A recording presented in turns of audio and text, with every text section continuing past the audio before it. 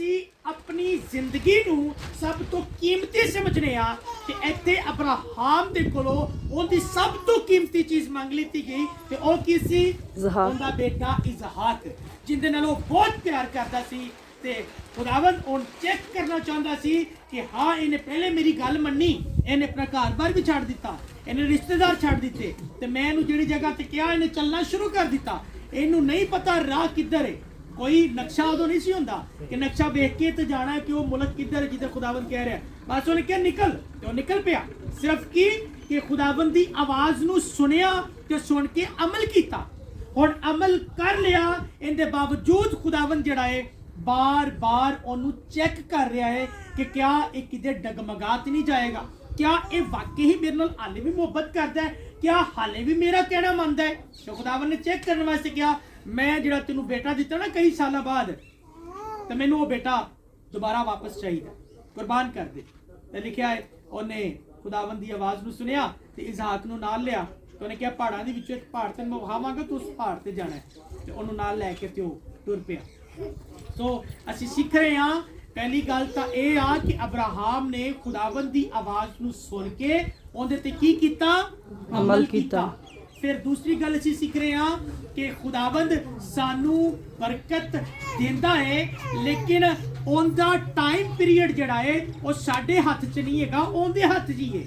ਹੋ ਸਕਦਾ ਹੈ ਅਸੀਂ ਅੱਜ ਖੁਦਾਵੰਦ ਨੇ ਕੋਲੋਂ ਕੁਝ ਮੰਗਿਆ ਦੁਆ 'ਚ ਬਹਿ ਕੇ ਤੇ ਕੱਲ ਮਿਲ ਜਾਵੇ, हो सकता है हफ्ते बाद मिले, हो सकता है साल बाद मिले, लेकिन खुदावन चेक करता रहता है एक कितनी देर तक मेरे नाल वफादार रहता है, रहती है। साडी वफादारी भी चेक हो रही होती है कि असी खुदा दे नाल कितनी देर तक चलने हैं। हुण मिसाल के तौर पे एक महीना तकरीबन असी नहीं आए, तकरीबन एक महीने तो बाद आए, लेकिन इस एक महीने तो बाद भी अगर तुहाडा रिस्पॉन्स ओही है, तुहाडी तलब ओही है सीखण दी, तो फिर खुदावंद खुश होएगा कि अगर एक हफ्ते का एक महीने का गैप पैन तो बाद भी ये लोग सीखना चाहते हैं तो फिर डेफिनेटली मेरा खुदावंद तुहानू बरकत देगा।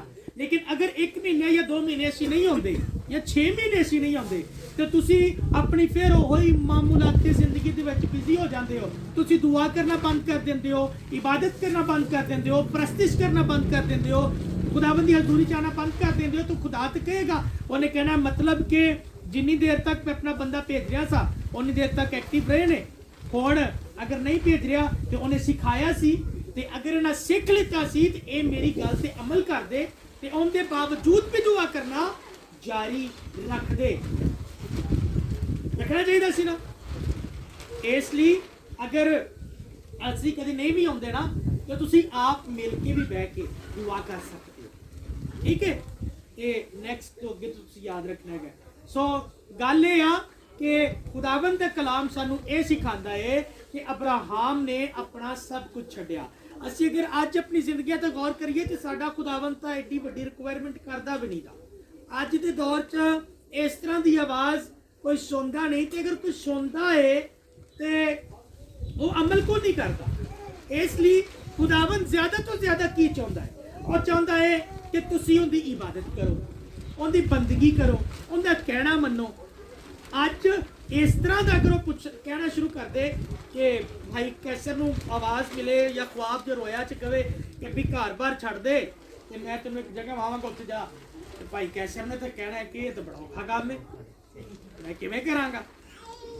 लिहाजा अज इस तरह का बहुत घट है कि इस तरह होवे, ते अज बहुत घट है कि लोग आवाज़ सुनन, क्योंकि आवाज़ भी वो लोग सुनते हैं जिन्हां दी जिंदगी के अंदर खुदावंद दा एक बड़ा वड्डा प्लान हुंदा है, और फिर सुनते ने आवाज़ तो छड्डदे ने चले जाते हैं, तो जो जाते हैं तो फिर खुदा उन्होंने ब्लैस भी करता है।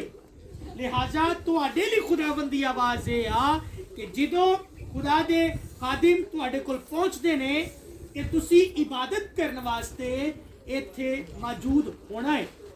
इहदे नाल नाल खुदावंद दा कलाम सानू सारा कुछ छड्डण लई कहंदा है, नवां इतनामा सारा कुछ छड्डण लई कहंदा है, लेकिन अज के दौर च भैन भरा या फिर अपना माँ बाप या फिर दूसरिया चीज़ा नहीं, बल्कि वो छड्डण लई कहंदा है साडे बुरे काम, वो चीज़ा जिहड़ियां खुदावंद नूं पसंद नहीं दियां, खुदावन दा कलाम कहता है ए चीज़ां नूं छड्ड ते छड्ड के अगे निकल।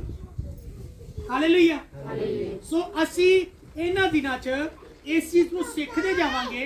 जिवें अज अब्राहम ते गल कीती है, अगली दफा हो सकता है बुजुर्ग नूं ते गल करिए, पतरस ते गल करिए, क्योंकि ये वो लोग ने जिन्हां ने खुदावन वास्ते अपना सब कुछ छड्डिया ते जदों छड्डिया ते खुदावन ने भी इन्हां नूं नहीं छड्डिया बल्कि इन्हां नूं बरकत दित्ती ते इन्हां दे नां अज भी बाइबल दे अंदर जिंदा ने। असी इन्हां दा जिक्र करने आ ते अगर साडे मरण तो बाद भी, क्योंकि एक वक्त के बाद असी चले तो जाना ही है, ते अगर मेरे मरण तो बाद भी अगर मैं जिंदा वा, मतलब तुहाड़ियां गल्लां दे विच कि पादरी साहब आउंदे सी इन्नी दूरों, ते मैं समझना वा मेरे लिए सब तो बड़ा रिवॉर्ड है कि दुनिया ते लोग मैनूं याद रखणगे ते उत्ते जाके ते मैनूं खुदा ने रिवॉर्ड देना ही देना है, इनका इनाम देना ही देना है। सो लिहाजा अगर चाहुंदे हो कि खुदा तुहानूं बरकत दे ते तुसीं दुनिया ते भी याद रखे जाओ ते अगे जाके भी अच्छी जगह ते जाओ, ते फिर खुदावन दा कहना मनना है जिवें अब्राहम ने। हालेलुया। खुदावन अज दी इस खूबसूरत कलाम दे वसीले नाल तुहानूं सारिआं नूं बहुत बरकत दे। कलाम लई जोरदार ताली बजाओ। अखां बंद करांगे ते दुआ